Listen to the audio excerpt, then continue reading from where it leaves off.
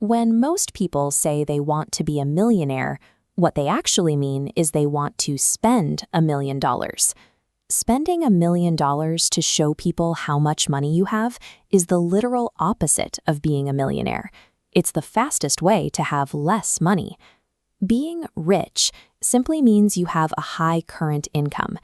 Even if someone buys a $100,000 car with debt, they still need a high enough income to afford the massive monthly payments. It is extremely easy to spot rich people. They go out of their way to make themselves known because the entire purpose of that visible spending is to signal status to everyone else. Singer Rihanna nearly went bankrupt after overspending and sued her financial advisor. The advisor's response was brutal but accurate. Was it really necessary to tell her that if you spend money on things, you will end up with the things and not the money? Consider Richard Fuscone, a highly successful, Harvard-educated Merrill Lynch executive.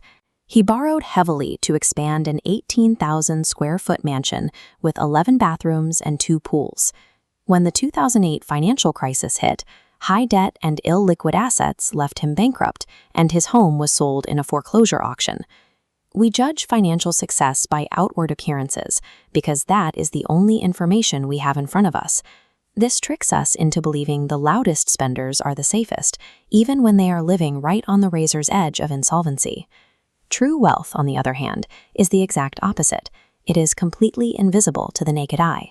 The expensive car not purchased, the diamonds left in the store, the first-class flight upgrade declined.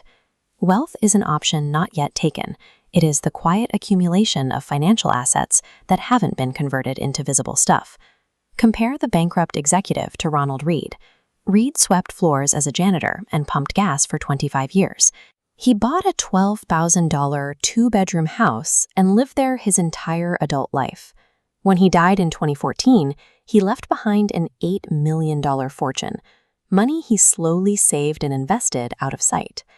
Because wealth is defined entirely by restraint and hidden assets, it completely subverts our visual metrics for success.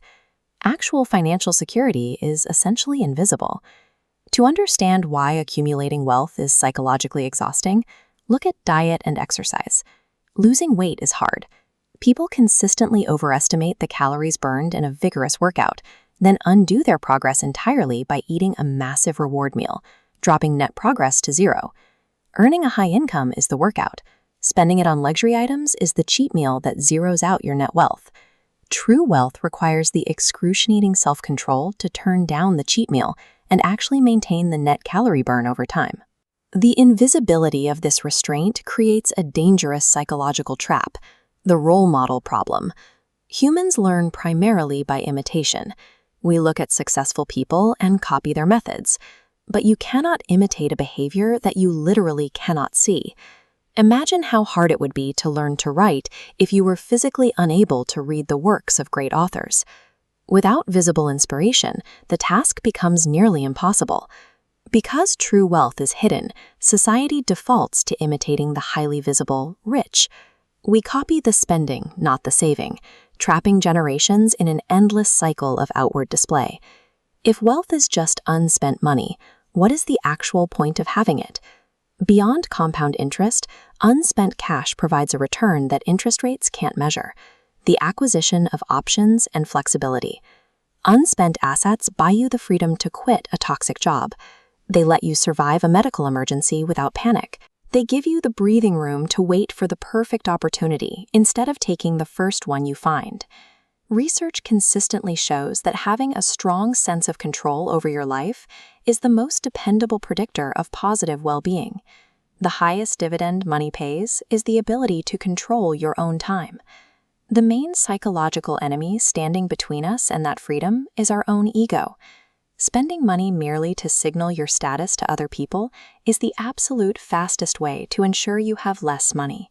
Saving money, at its core, is simply the gap between your ego and your income.